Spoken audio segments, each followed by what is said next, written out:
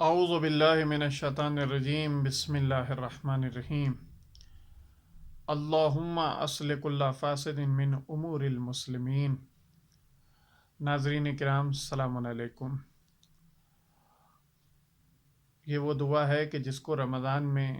نماز پنجگانہ کے بعد پڑھنے کی زیادہ سے زیادہ تاکید کی گئی ہے۔ اس دعا کے اندر اس فقرے میں بندہ پروردگار کی بارگاہ میں دعا گو ہے، پروردگار سے کہہ رہا ہے یا اللہ تو مسلمانوں کے بگڑے ہوئے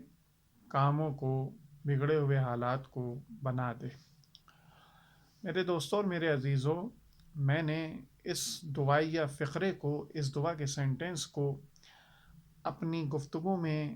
اپنی سپیچ میں اس لیے عنوان کلام قرار دیا ہے کہ آج آپ دیکھیں کہ مسلمان جگہ جگہ ذلیل و خوار نظر آ رہا ہے۔ کہیں مسلمانوں کے گھروں پر حملہ ہو رہا ہے، کہیں مسلمانوں کی ناموس کی عزت لوٹی جا رہی ہے، کہیں مسلمانوں کا مال ضبط کیا جا رہا ہے، کہیں مسلمانوں کے بچوں پر بمباری کی جا رہی ہے۔ اس کی علت، اس کا ریزن، اس کا سبب کیا ہے کہ آج ہم مسلمان اتنے ذلیل و خوار ہو گئے ہیں؟ کیا وجہ ہے کہ کیا ایسا کام ہم نے انجام دیا کہ جو آج ہم اتنی پستیوں میں چلے گئے ہیں؟ جب آپ نہج البلاغہ کے 26ویں خطبے کے بعد، غالباً خطبہ نمبر 27 یا 28 ہے، اس کو پڑھیں گے تو اس میں مولا کائنات نے جہاں پر قوم کے حالات کا ذکر کیا ہے، وہاں پر آخر میں حاشیے میں مفسر نہج البلاغہ علامہ جوادی مولا کائنات کے حوالے سے لکھتے ہیں، وہ یہ کہتے ہیں کہ مولا کائنات نے ارشاد فرمایا کہ مسلمانوں کی پستی کا سبب اور پستی کا ریزن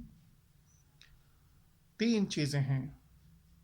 سب سے پہلی چیز کہ جس کا ذکر کیا، کہا سب سے پہلی چیز مسلمانوں کی پستی کا سبب اور ریزن یہ ہے کہ انہوں نے اپنے کو عبادات سے، اس میں صوم و صلاۃ ذکر ہے، تو اس سے مراد عبادات سے اللہ کے اوپر بھروسے کو کمزور کر لیا ہے، اس سے اپنے کو دور رکھا ہے۔ دوسرا سبب اور دوسرا ریزن یہ بتایا ہے کہ انہوں نے جہاد کے مقصد کو فراموش کر دیا ہے۔ تیسرا مقصد، جو تیسرا سبب، تیسرا ریزن بتایا ہے، وہ یہ ہے کہ آپسی حقوق کو پامال کر دیا ہے۔ میرے دوستوں اور میرے عزیزوں، آج جو ہم اتنا پستیوں کا شکار ہو چکے ہیں، آج جو ہم اتنا نقصانات اٹھا رہے ہیں، اس کی وجہ اور اس کا سبب یہ ہے کہ ہم نے صرف اپنی عبادتوں کو دکھاوا، ریاکاری بنا لیا ہے۔ پہلے لوگ سالوں قرآن پڑھا کرتے تھے لیکن کسی کو خیر و خبر نہیں ہوتی تھی سوائے خدا کے۔ آج اگر کوئی شخص 2 وقت کے 2 آیتیں پڑھ لیتا ہے تو اس کو ریاکاری کی شکل میں جگہ جگہ پر لوگوں کو دکھانے کے لیے اپلوڈ ایف بی پر کرنے لگتا ہے، یوٹیوب پر کرنے لگتا ہے۔ تو ایک علت اور سبب یہ ہے، پہلے لوگ نماز شب پڑھا کرتے تھے لیکن کبھی اظہار نہیں کرتے تھے، آج ذرا سی نمازیں پڑھنے تو لوگوں کو دکھانے لگتے ہیں۔ ایک سبب اور ریزن ریاکاری، عبادتوں کو ہم نے ہلکا سمجھ لیا ہے، خدا کے اوپر سے ہمارا بھروسہ اٹھ گیا، اس کی وجہ سے آج ہم مشکلات میں گرفتار۔ دوسرا کیا کہ ہم نے جہاد کا مقصد اور جہاد کا ہدف صرف یہ نہیں کہ آپ میدان میں جائیں اور جنگ لڑنے لگیں،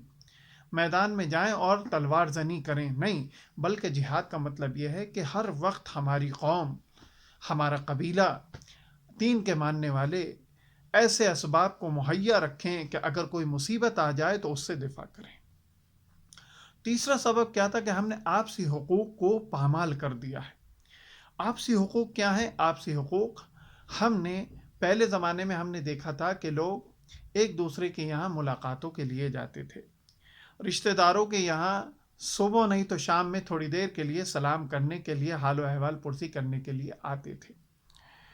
اور اگر کوئی ان کا دوست و احباب ہے، کچھ دن سے ملاقات نہیں ہوئی ہے، تو اس کی ملاقات کے لیے لوگ گھر چلے جایا کرتے تھے۔